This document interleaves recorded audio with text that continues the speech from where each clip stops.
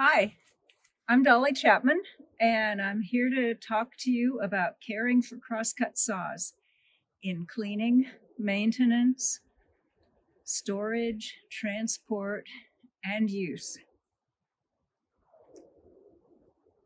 These old crosscut saws were made out of superior steel and special design features, designed perfectly for their uses. Every one of these old saws deserves honor. So when you get your hands on a saw, try to learn its story. Every saw has a story to tell.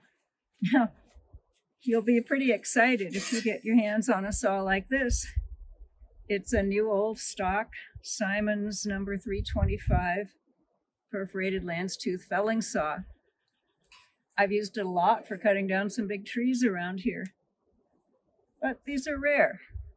You're more likely to come across something that's been maybe repurposed.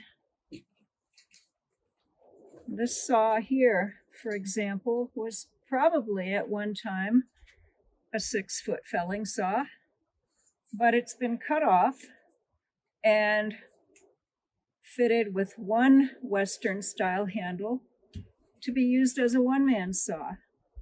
This style saw was often called a topper saw. It might be the saw that a logger would use when he had to climb to the top of the tallest tree in a timber plot and cut the top off to use it as a spar tree.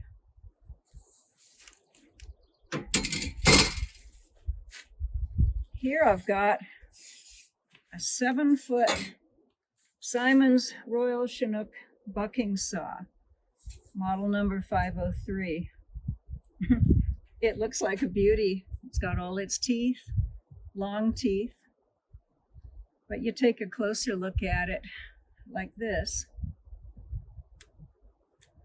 and you see that it was left out to rust, and the surface now is as pitted as the craters of the moon. So it deserves a place of honor, but I'm not going to bother sharpening it up or using it.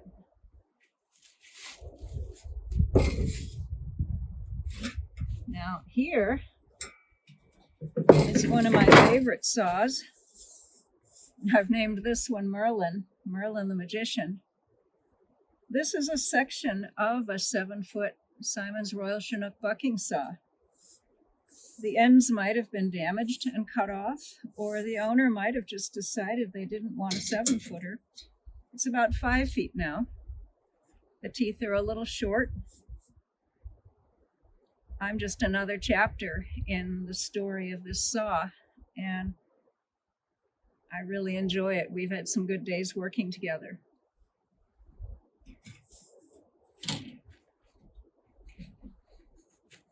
Here's another saw. This is sort of an oddball.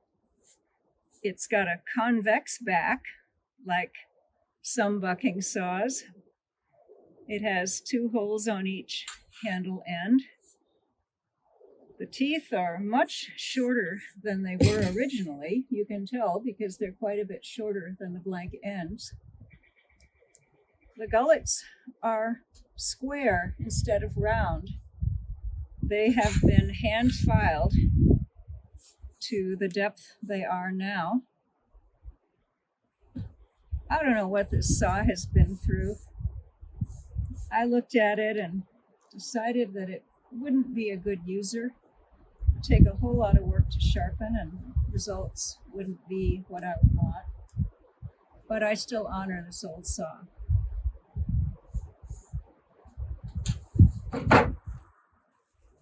I'm going to talk about cleaning saws. There are good ways to do it and bad ways to do it. The easiest and least destructive way to clean a rusty saw is with a pumice stone and water. You can buy square pumice stones from hardware stores and kitchen supply stores. They're used for cleaning griddles. Or if you live in an area with volcanic activity, you can often pick up pumice stones. I've been using pumice stones from Mono County, California, and I can get some for you. I take a rough pumice stone and rub it on some cement to make a flat surface. And then I use that and water to scrub the rust.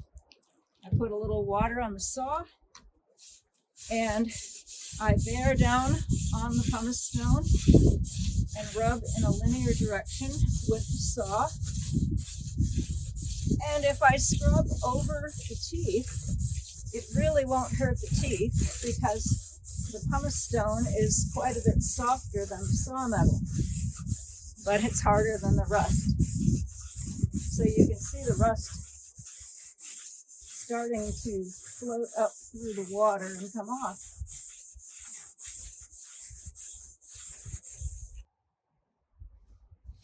You can see where I've scrubbed. I'm revealing a lot of bare metal, and what's not bare metal is nice and smooth and black with that old patina of good metal. So I scrub and rinse. I'm already beginning to reveal some bare metal. I'll show you a close-up in a minute here. Another good alternative to pumice stones is drywaller's sanding screen stapled on a wood block.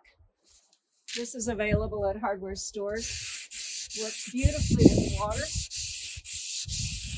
And again, you're not going to damage the teeth with drywaller's sanding screen.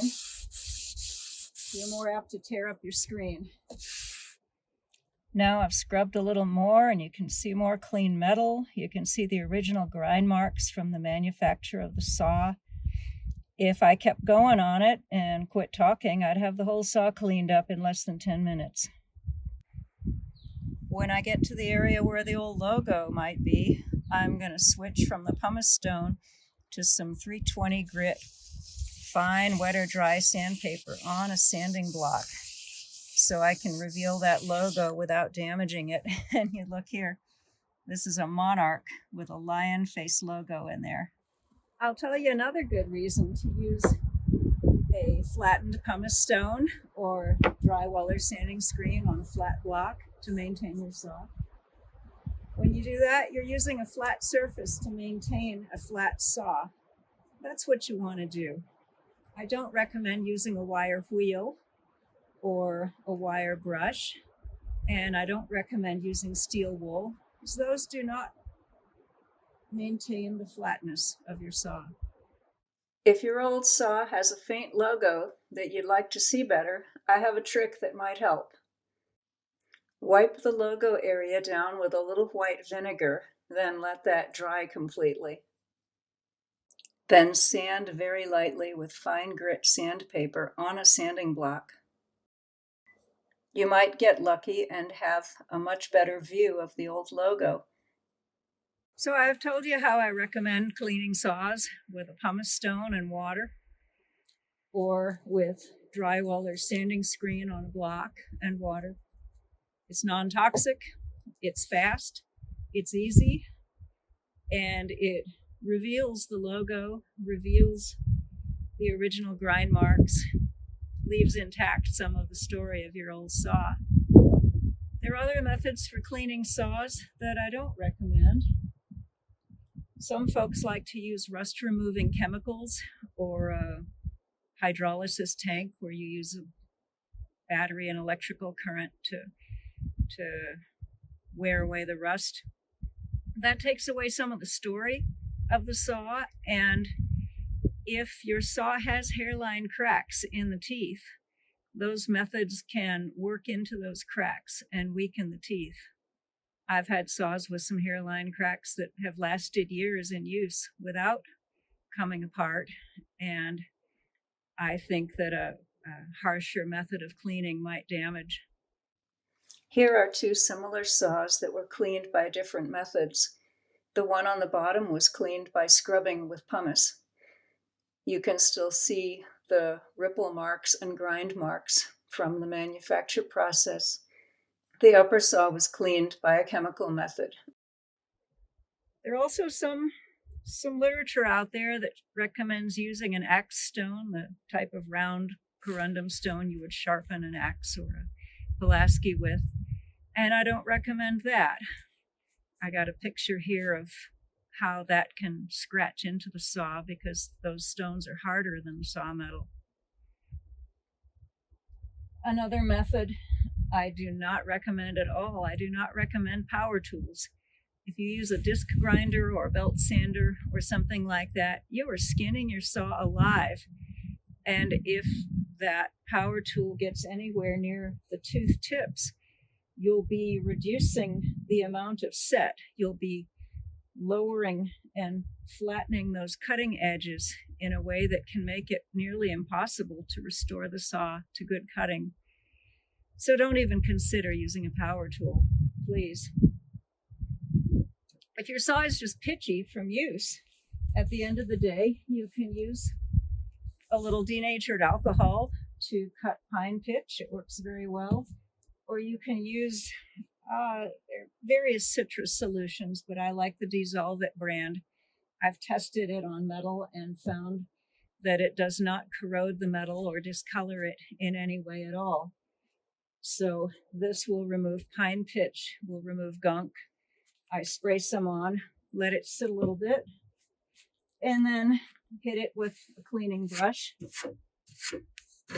You know, anytime I've used a saw, at the end of the day, I'll take a brush that protects my knuckles and scrub the sawdust and bark and whatnot out of there. Some people prefer a toothbrush. It's a logical thing to consider. Once you've cleaned all the rust off your saw and have a nice usable saw, you're going to want to keep it rust-free. When I'm using a saw, I always use lube. Makes the work easier, protects the saw. I might use Dissolve It citrus product that cuts the pitch and provides some lubrication. I might use diesel oil in a little flip-top squirt bottle. I might use baby oil if the weather's hot. I might mix the two and say it's diesel, baby. I might use WD-40. It's easy to buy, ready to spray. Towards the end of the day, when I know I'm making the last cut, I'll use extra lube. And then when I'm ready to put the saw away, it has a thin film of lubrication on it that will prevent rust. If I'm storing it long term outside or in a foggy tool shed or somewhere it's bound to be damp, I might spray it down with a white lithium grease. If it's not quite so humid, I might spray it down with WD-40. Or if I'm storing it in the house or carrying it around in my car and I don't want it to smell funky, I might put on a light coat of satin finishing wax and rub that across the metal on the teeth. Makes a nice smooth finish on it and prevents rust from any moisture. These old saws were made of excellent high carbon steel that tends to rust pretty quickly. When I'm not using a saw, I always want to have a sheath on it. I like the rigid plastic sheaths made from lattice edge cap available at Home Depot and other big home stores. You can see more details of how I put these together on my website, sharpcrosscut.com, under saw care information. The plastic is lighter weight than fire hose. It protects the saw better, it protects your hand better, and it's easier to put on and off. When I'm carrying a saw, I like to put a strap on it.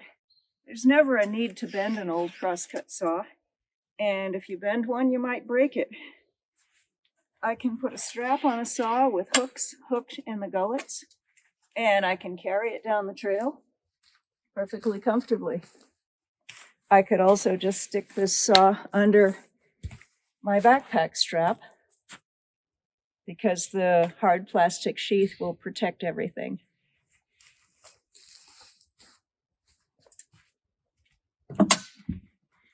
If you're going to transport a saw in the back of a truck or mail it or pack it on a mule, it's really best to have it in a sandwich box between two pieces of plywood.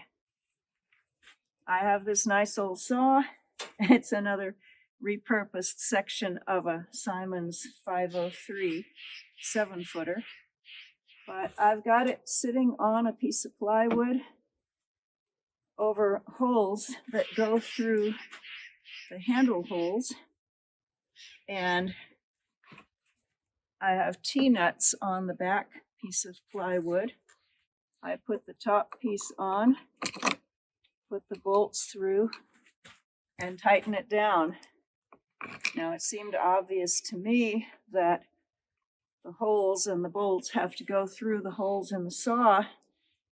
I guess it's not obvious to everyone. People have mailed me saws wedged between two pieces of plywood with the teeth sticking out. So don't do that. When you consider how to store your saws, first, don't put them on the floor and don't put them in the rafters. I like to hang mine from metal hooks that will slide on a pipe rack, bolted to the wall, bolted to the floor. I've got different height racks for different height saws. Too many saws.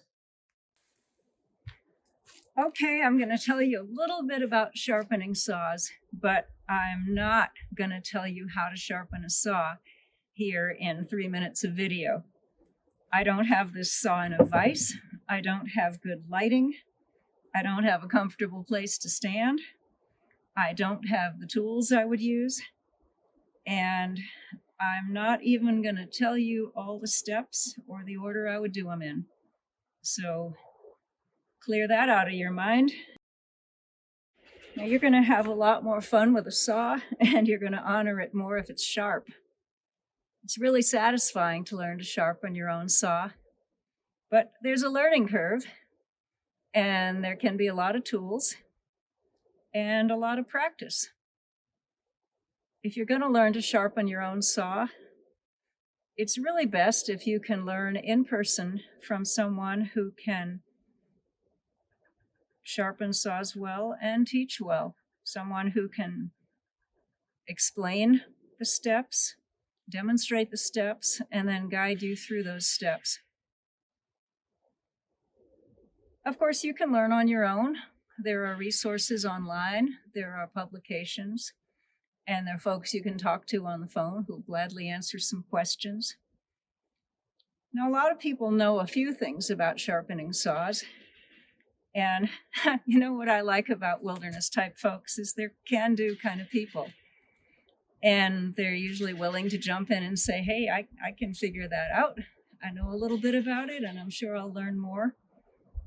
Well, a lot of saws have been damaged pretty badly by people who knew something about sharpening, but not quite enough. The first thing you need to know about sharpening is that all the teeth need to be the same height within the circle of the saw. So if you run a straight edge along the tips of the teeth, it should touch every one. If you just get in there and sharpen and half the teeth end up a little bit taller than the other half of the teeth, only half the teeth will be doing the work, and it'll be harder work because there'll be more pressure on those teeth. So the first step really is jointing the saw with proper tools to get all the teeth the same height within the circle of the saw. Another step that some people know a little bit about is the fact that the rakers need to be a little bit lower than the cutters. Now, chainsaws have rakers, and some chainsaw folks think that if a crosscut saw isn't biting enough, it might be because the rakers are too high. So they file those rakers down way too low. In a crosscut saw, the rakers need to be a very slight amount shorter than the cutters. The distance between a line from cutter to cutter down to the raker might be around 15 thousandths of an inch. That's about a 64th of an inch or a third of a millimeter. That's a very small amount. And when I'm sharpening a saw to cut well, I use a finely adjusted raker gauge to get those rakers exactly the right height relative to the cutters. close isn't good enough. Another thing people know a little bit about for sharpening saws that, again, can get them in trouble. A lot of folks know that the teeth need to be set. That means they need to be bent alternately off of the plane of the saw so that they'll cut a kerf a little bit wider than the thickness of the saw. Now that amount is also very, very small, and you generally measure it with a spider gauge where it has 4 feet that rest on the saw, and the long leg is a little bit shorter so that if it sits there without rocking up or down or side to side, the tooth is bent exactly the right amount. And again, that amount will be somewhere between 5 and 25 thousandths of an inch. I've had the misfortune of having to work on some saws I called pipe wrench saws, where apparently the owner knew that the teeth needed to be set, and they put some sort of pipe wrench on each saw tooth and bent it. And if the teeth are set enough that it's discernible to the eye, they're probably bent too much. So think about the precision that's needed before you start working on a saw, and try to learn from somebody who does a good job and can teach you well. Because again, it can be very fun and very satisfying to sharpen your own saw. But again, that's a part of the story that saw is going to tell for years if you do a job that's not what it deserved. Well, I've got to talk to you about taking good care of your crosscut saws in use. First of all, learn good sawyer skills. Go to work with people who have the same respect for the saws that you have, and who will work to improve their skills as you do. Have all your personal protective equipment and have everything else you need. Have lube for the saw. Have an axe that you know how to use. Have wedges. Have digging tools. And have good plans. Before you make a cut, clear the bark off of the log to prevent sawing through dirty bark. And then, I've got to emphasize how important it is to know how to use your handles correctly. The crosscut saw handle is designed to have both hands on the handle. Your lower hand is your push-pull power hand, and your upper hand is your control guide hand. If you use both hands together, you can make the cuts the way you want. Using your hands together, you can unweight the saw. You can lift and support it. That makes starting a cut easier, and it allows you to catch the saw when you get through the log rather than dropping it in the dirt. To start a cut, get a good comfortable stance. Both hands on the handle. Pull towards yourself. And pretty soon you're cutting.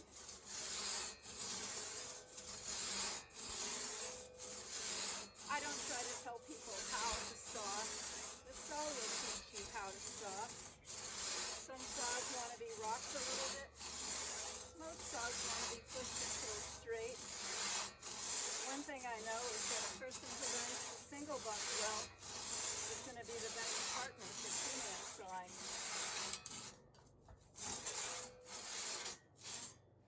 Now, if you get your saw pinched, the first thing to do is step back, put your hands in your pocket and say, "Dang it, I got my saw stuck." You might use stronger language. Then look at it and think about what to do. If you try to fight with that saw, if you put your hands on the handle and try to rock it back and forth or tug on it, you are putting tremendous leverage on the little teeth that are stuck in the wood.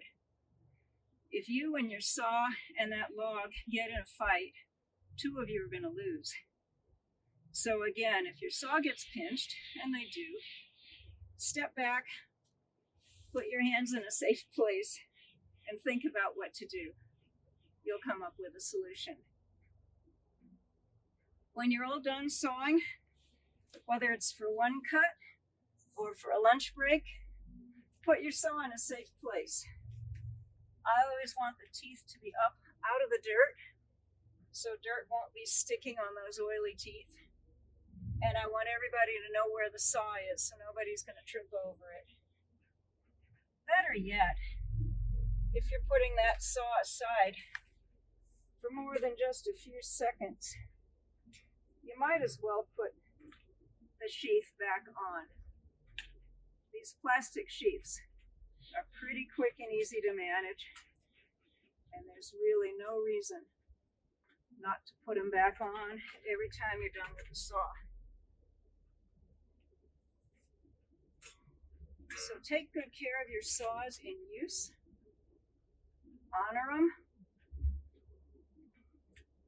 Try to learn their stories, learn a little bit about their history, and make sure your chapter with that saw is also a good one for both of you.